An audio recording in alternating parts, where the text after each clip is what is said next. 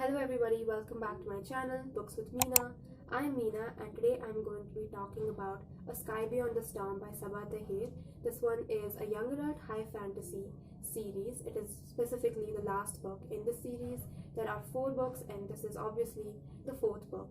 And the first book, In Ember in the Ashes, is about Leia and Elias. So Leia is this scholar girl who basically poses as a slave to spy on the marshals, and the marshals in this world are the ruling class and the scholars are the ones who are oppressed. And Elias is a marshal and he is basically this elite trained soldier who is about to graduate from his academy, and now he has to live this life of ruthless killing and he doesn't want to do that, so he's planning to desert, and both of their paths cross, and that is where this series starts off.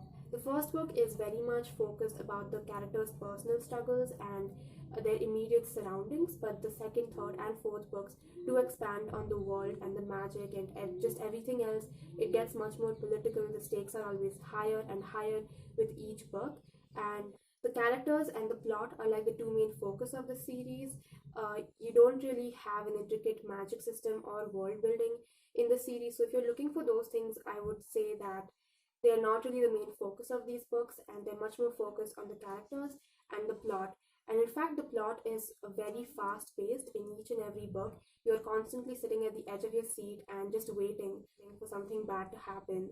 And something bad happens, and you think, okay, fine, how are we going to resolve this? And you might, you might get relaxed a little bit, but eventually something worse and worse just keeps happening, and the characters keep getting into more and more trouble. And so, like I said, the stakes are always high. It's very fast paced. As for the writing, it is beautiful without being too flowery or too descriptive.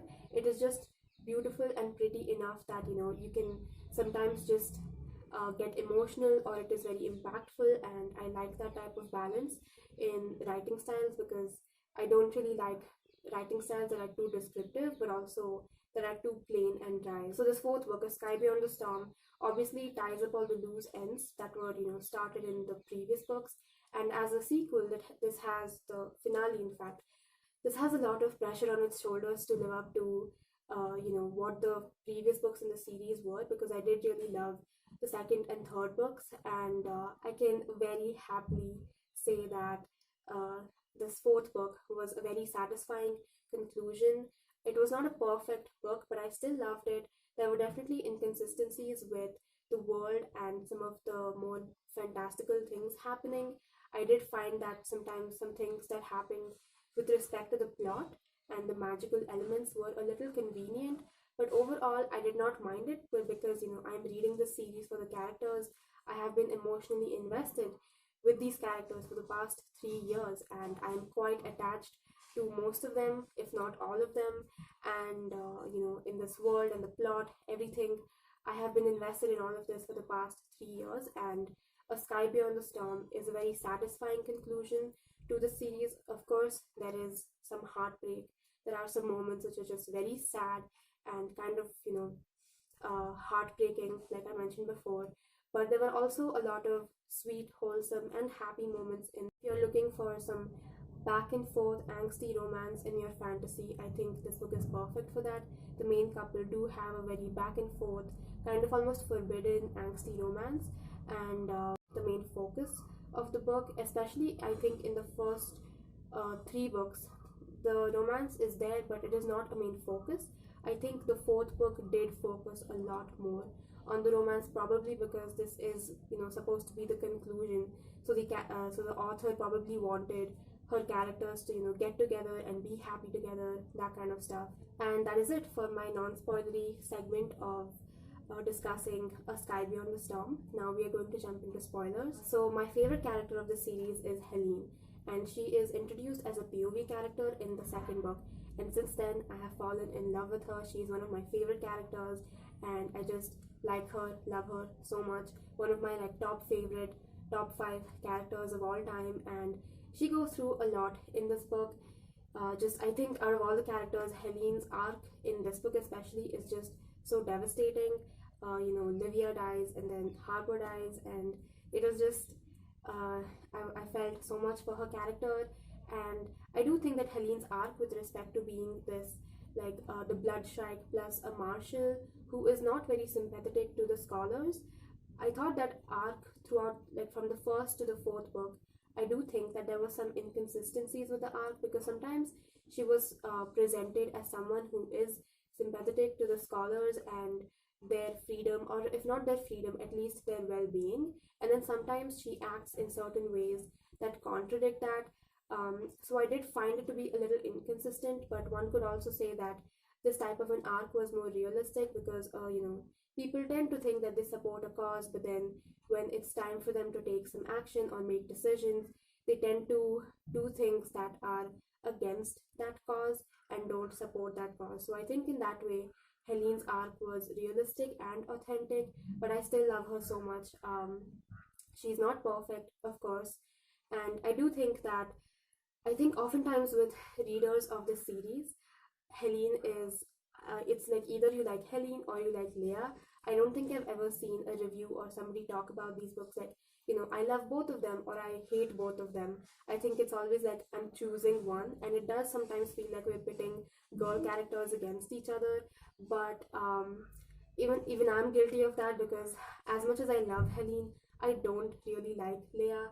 In this book, especially, a lot of people, a lot of the characters kept telling Leah like you're so great and you've gone through so much and you deserve everything, all of these things.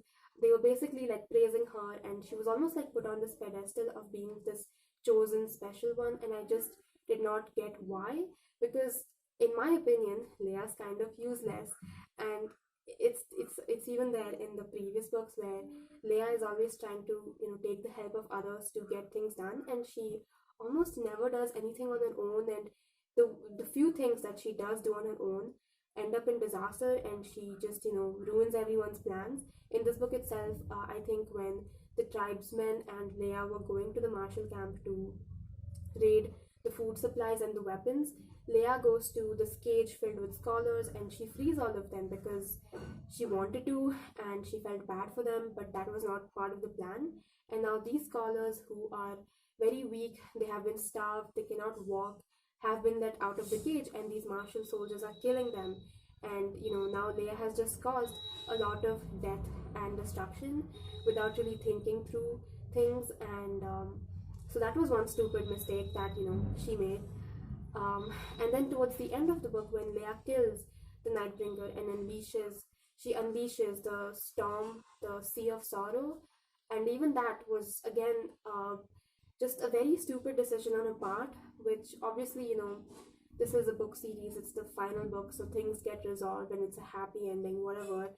But she did that, and it again caused a lot of deaths, and she literally released the Sea of Storm, or it's called the Sea of Sorrows. And that was also just, it got annoying because Leia has done this in previous books too. And you could say that Leia has been through a lot. Her parents, uh, she has never really met her parents. They died when she was very young. Then she saw her grandparents getting killed. Her brother was taken to prison, and she suffered at the hands of the commandant. All of these things, but literally every character in this book has gone through some type of struggle or hardship. You could say that Elias and Helene are marshals, so their struggles have been a little bit lesser. But you have Darren and Musa and the tribes people and so many other people who have also been tortured and oppressed by the hands of the marshals and even the Nightbringer.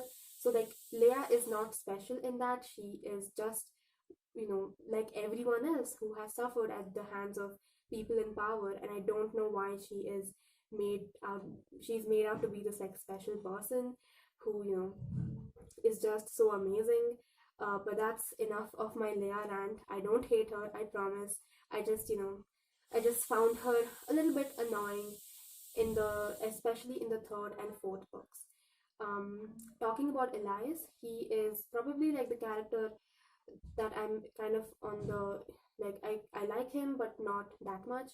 I just like him, I guess.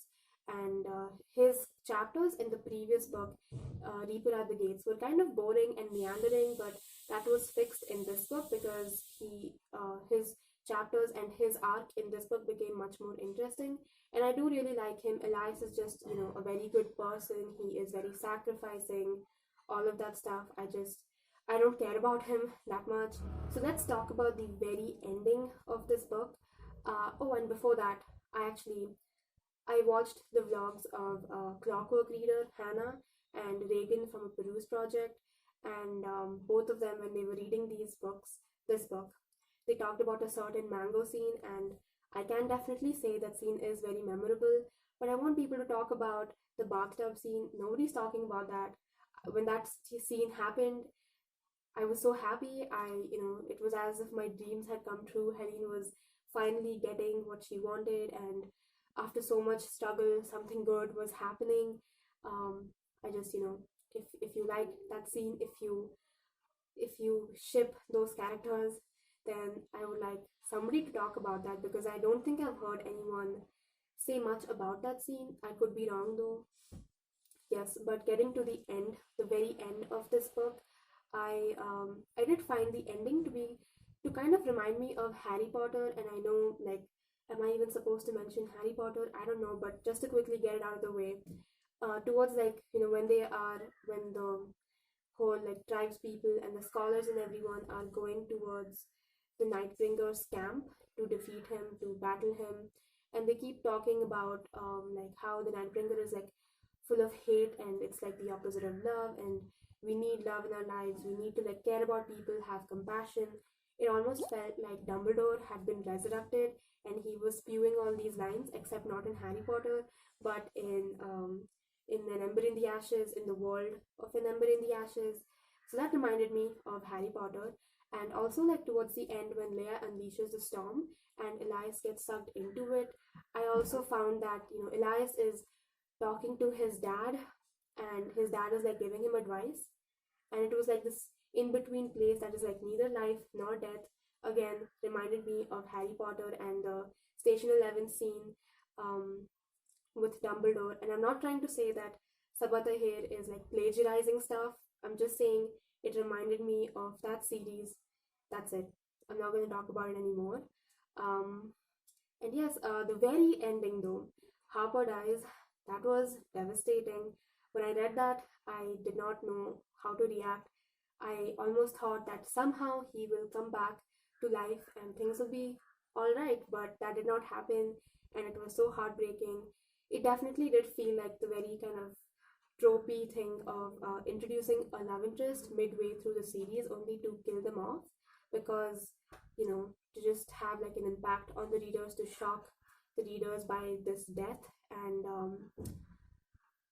whatever it was, I was obviously very sad and heartbroken. And then obviously Leia and Elias get that happy ending, which, whatever, I did not care about it, but I'm happy for them. Like I said, I don't hate them, I just don't really care about them. And as for Helene, she gets made into the queen, and I love that for her, but I also I found it a little weird. If not weird, then I was just not really happy with that. Towards the very end, Helene, like, sacrifices everything. She says that I'm not gonna marry, I'm not gonna have kids. The Empire is, like, my one and true love. I just, I don't really understand that, because if Helene had been that way since the very first book, if she did not want a family or a husband or whatever, she did not want a partner or kids from the very first book, I would have been like, yes, sure, why not? But she wanted those things. At least she wanted a partner.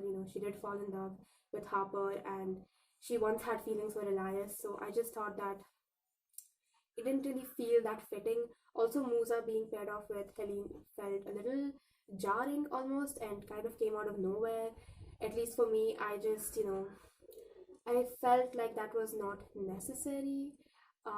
But again, if if it gives Helen happiness, and it makes her uh, makes her grieving a little easier, then I guess that's okay. And just as a side note, I would actually like to see a spin-off series for An Ember in the Ashes with Zacharias Farrar, the son of Marcus and Livia, because he is supposed to, Helene did sing to his, like, when he was in the womb, She sang to him and she healed him and she infused him with all of these great qualities. So he should basically make a perfect emperor. And I would like to see how that would play out, but I'm not sure if, Sabaa Tahir is going to write that and how that can be written. But I just think it would be a great idea to explore that. And that is it for my book talk slash chat of A Sky Beyond the Storm. Do tell me if you read this book, if you have read this series, what do you think of it? If you are going to pick it up, did you find this conclusion satisfying? Who's your favorite character? Just comment all these things down below, and that's it. Goodbye.